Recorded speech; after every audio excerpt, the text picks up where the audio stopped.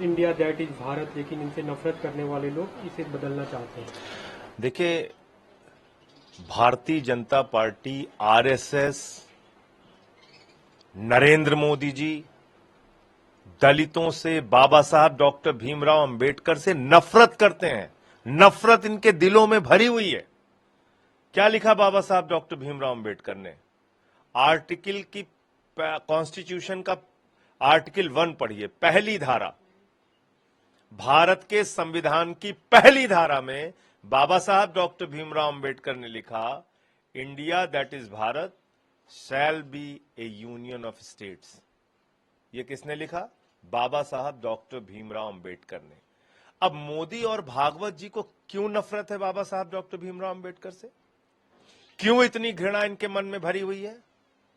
भारत के संविधान के निर्माता ने जो लिखा कि India that is Bharat shall be A union of states, पहली ही धारा को आप बदलना चाहते हैं। ये इस देश के करोड़ों लोगों का अपमान है जो बाबा साहब डॉक्टर भीमराव अंबेडकर में आस्था रखते हैं, जो भारत के संविधान में आस्था रखते हैं। ये उनका अपमान है। और मैं मोदी जी को और भागवत जी को आगाह करना चाहता हूं कि बाबा साहब के सम्मान के साथ खिलवाड़ मत कीजिए, भारत के संविधान के साथ खिलवाड़ मत कीजिए। अभी ऐसी चर्चा, भागवत भाजपा के भगवान है, आपको पता नहीं है? भागवत जो है वो भाजपा का भगवान है। जब भगवान ने कोई बात बोल दी तो जो भक्त हैं तो वो तो चर्चा करेंगे उस पर। पूरी बीजेपी लग गई इस काम में। केंद्रीय रक्षा मंत्री राजनाथ सिंह ने कल इंडिया को इस्तेमाल किया। उन्होंने कहा कि जब अटल जी की सरकार थी, हमने शाइनिंग इंडिया का नारा दिया था और हार गए थे। तो स्टार्टअप इंडिया दिया मोदी जी ने, खतरनाक वर्ड इस्तेमाल किया।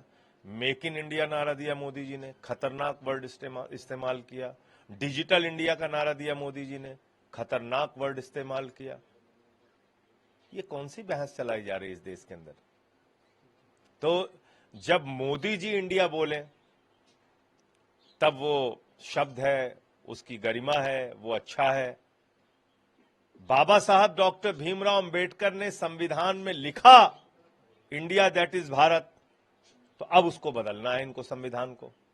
तो ये बहुत ही दुर्भाग्यपूर्ण है कि इतनी नफरत बीजेपी, मोदी और आरएसएस के मन में बाबा साहब और दलितों के प्रति है, जिसके कारण से वो इंडिया शब्द संविधान से हटाना चाहते हैं। पहली धारा जो हमारे संविधान निर्माता ने लिखी उसको ही बदलना चाहते हैं। कल अरविंद केजरीवाल ने जो वन नेशन 20 इलेक्शन हर तीसरे महीने चुनाव। भाई देखिए, एक बात आप समझिए, ये ऐसी सरकार है जब चुनाव आता है तो थोड़ी बहुत जनता को राहत दे देती है। केजरीवाल जी ने यही कहा कि जब 5 साल में एक बार चुनाव होगा तो 5 साल तक सारा संसाधन उठाकर अडानी को देते रहेंगे, सारी लूट अडानी के लिए करते रहेंगे, सारा भ्रष्टाचार अडानी के लिए करते रहेंगे, देश को लूटते रहेंगे, बर्बाद करते रहेंगे। सिलेंडर का दाम 5,000 रुपए हो जाएगा, टमाटर 1,500 रुपए में बिकेगा। आप कुछ कर सकते नहीं है क्योंकि चुनाव तो है नहीं। 5 साल तक अब बर्दाश्त कीजिए मोदी जी को, जब चुनाव आएगा तो अंतिम समय में 200 रुपए कम कर देंगे। तो इसलिए इस देश में जो व्यवस्था चल रही है, अलग अलग समय पे चुनाव होते हैं, कम से कम उस चुनाव के दबाव में ही थोड़ा बहुत देश की जनता का भला हो जाता है। 5 साल में एक बार चुनाव होगा तो 5 साल तो पूरी लूट की खुली छूट होगी मोदी जी के लिए और इनके चेलों के लिए।